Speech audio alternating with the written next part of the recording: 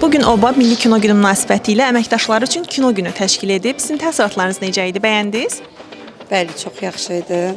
Əyləncəli oldu. Əməkdaşlarımızın həm asudə vaxtlarını gözəl səmərəli keçirməsi üçün, həm bir-birləri ilə münasibətlərinin daha da möhkəmlənməsi üçün zənn edirəm ki, çox gözəl ideyadır, gözəl təşəbbüsdür. Şirkət rəhbərinin də bu belə bir günün təşkil etdiyinə görə, biz üçün belə bir şərait yarattığına görə minnətdarlığımı bildirirəm və Azərbaycan xalqında da kino sahəsində əziyyəti olan hər bir kəsi təbrik edirəm gün münasibətilə və uğurlar arzulayıram.